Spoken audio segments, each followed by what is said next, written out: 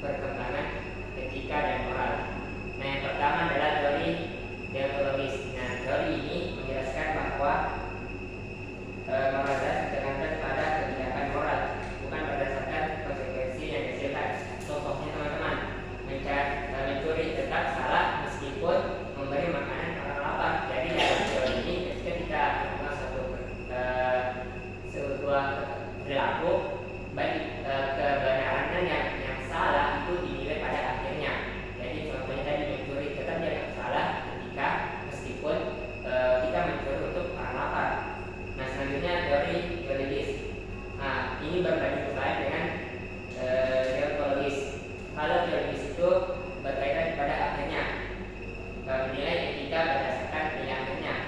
Contohnya, kita boleh berbohong tapi menyelamatkan nyawa orang lain. Jadi berbohong itu bisa, dalam teori ini berbohong itu bisa. Kita lihat akhirnya berbohong ini untuk apa. Terus ada teori etis, mengatakan bahwa keuntungan diri sendiri. Jadi dalam teori ini ditekankan pada diri sendiri. Contohnya itu adalah korupsi. Dalam teori ini dikatakan boleh kalau karena korupsi itu membenarkan tindakannya karena merasa keluarganya kurang sejahtera. Terus ada teori hak, di mana perilaku itu dinilai dari hak dan kewajiban. Jadi ketika perilaku tersebut selaras dengan hak dan kewajiban, maka dalam teori ini dianggap benar. Terus ada teori keutamaan, menekankan pada individu. Jadi teori ini menekankan pada individu di diri sendiri.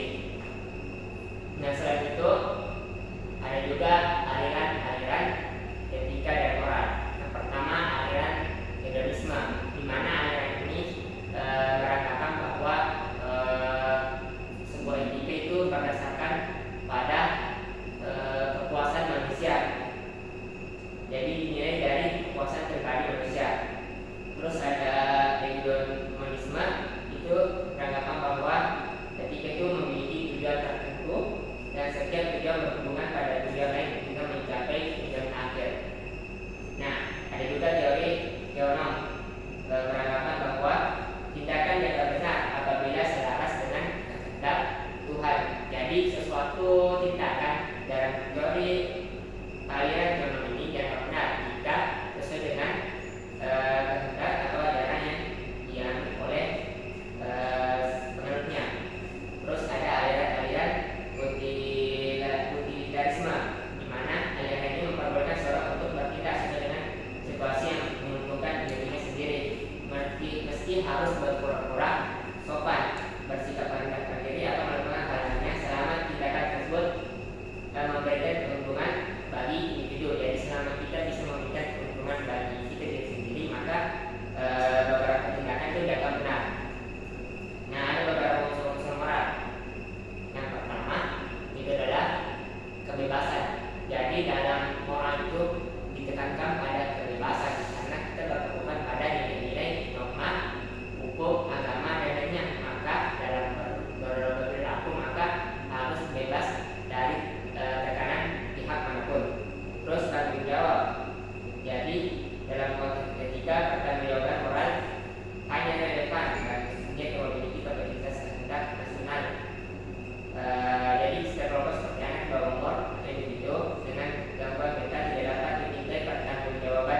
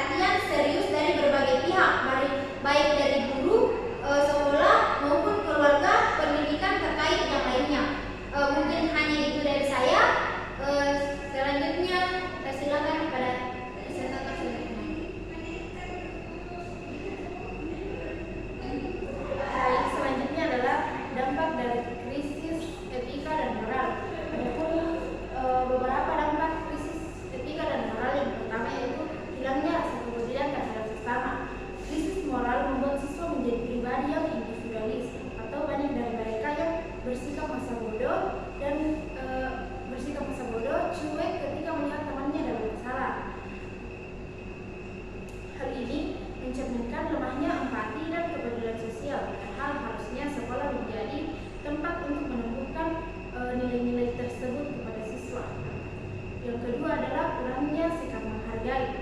Sikap menghargai sesama kini mulai hilang. Siswa tidak lagi menghormati guru, orang tua, bahkan temannya sendiri. Mereka cenderung egois dan tidak mendengar pendapat orang lain dan lebih sering tersinggung jika pendapat mereka berbanding terbalik dengan pendapat orang lain. Akibatnya banyak terjadi konflik antar individu, terutama dalam lingkungan sekolah. Seperti kurangnya juga toleransi bisa menunjukkan bahwa nilai-nilai dasar seperti kesopanan dan empati tidak tertanam dengan baik pada diri siswa tersebut. Nah, yang ketiga adalah tidak menaati aturan atau tidak disiplin. Banyak siswa yang sering melanggar peraturan sekolah seperti datang terlambat, bolos, dan tidak mengerjakan tugas, dan bersikap tidak sopan juga terhadap sesama dan guru-gurunya. Pelanggaran ini sering sekali terjadi karena kurangnya pembiasaan disiplin dan ketidakjelasan dalam penerapan sanksi di sekolah. Jadi ketika aturan tidak ditegakkan dengan tegas dan tidak konsisten, maka siswa akan merasa bahwa aturan tersebut tidak penting, dan ini bisa berdampak pada mereka dalam bersikap di masyarakat luar. Nah, selanjutnya adalah kurangnya etika moral dalam pergaulan. Di dalam pergaulan sehari-hari banyak siswa yang tidak menunjukkan sikap santun. Mereka berbicara kasar, tidak suka mengejek, sehingga berperilaku tidak pantas terhadap lawan jenis. Ini menunjukkan bahwa nilai moral tidak dijadikan sebagai pedoman dalam pergaulan. Etika pergaulan yang sangat baik penting juga untuk siswa untuk membangun hubungan sosial dan sehat dan saling menghormati. Nah,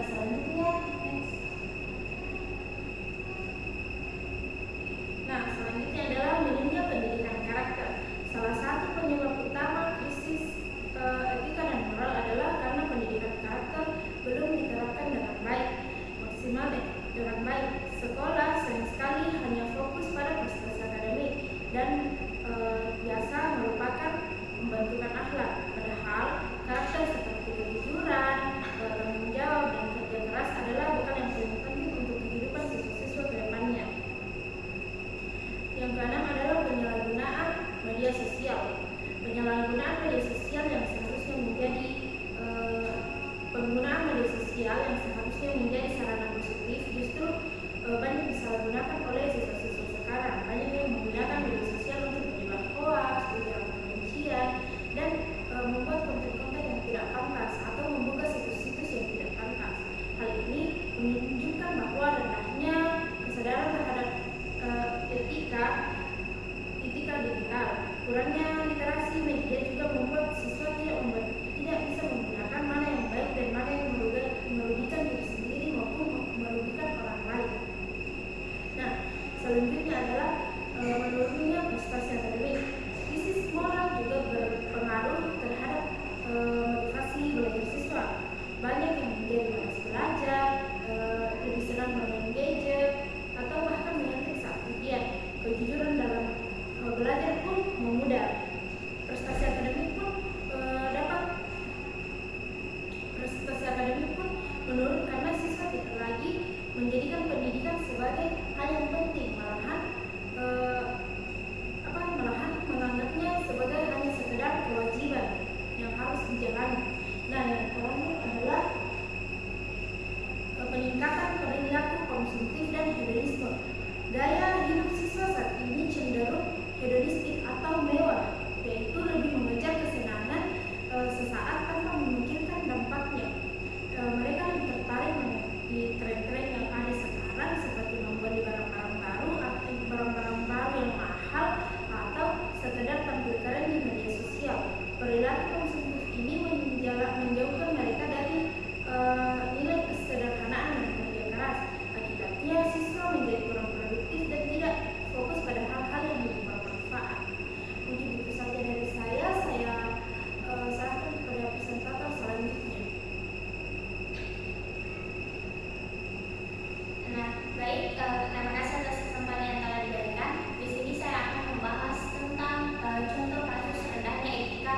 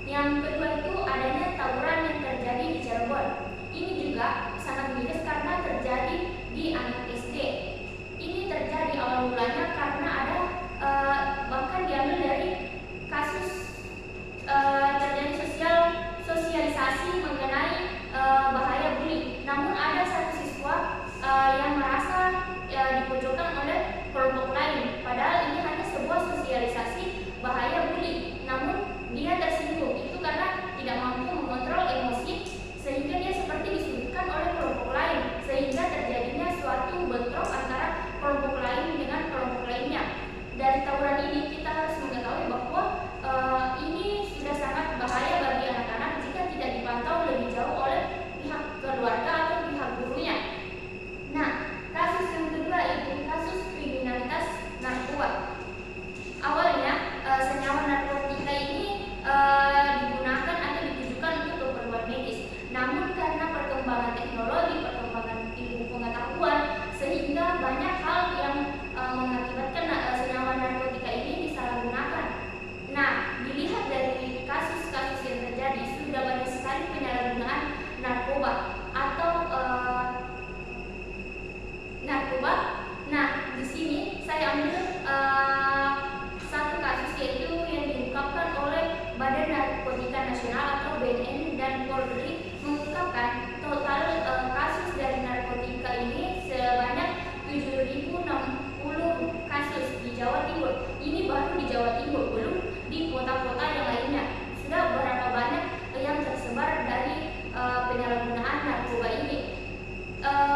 Dalam kasus ini juga sudah banyak sekali contoh-contoh lain. Misalnya ada anak SD yang menghisap plen atau meminum obat-obatan yang seharusnya belum mereka atau tidak boleh mereka minum.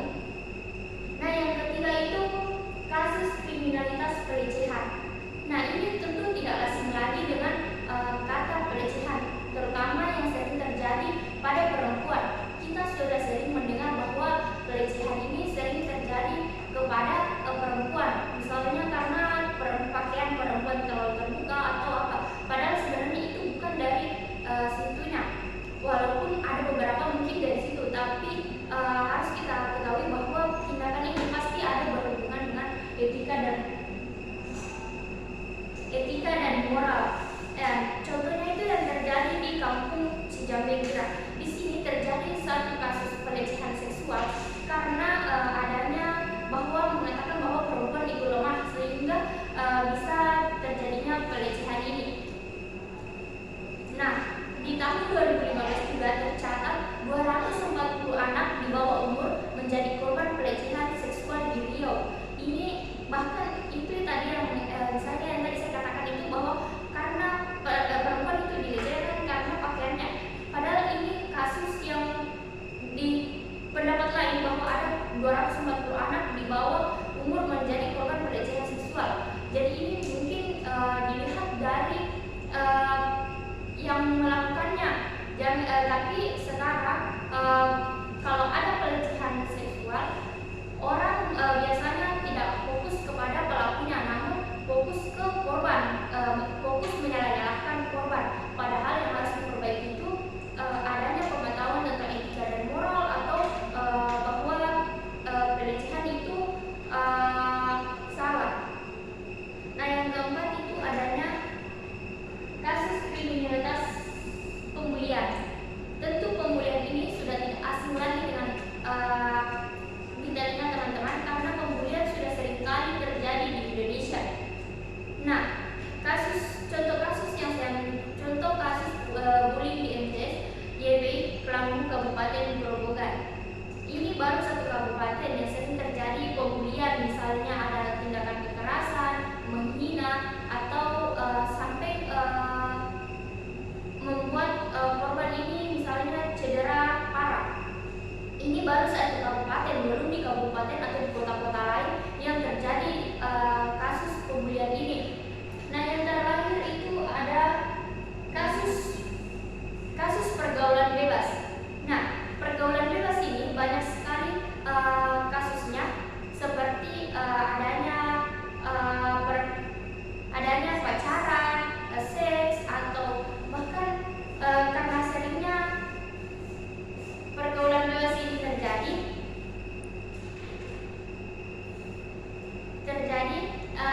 pergaulan bebas ini semakin merajalela dan dianggap biasa. Misalnya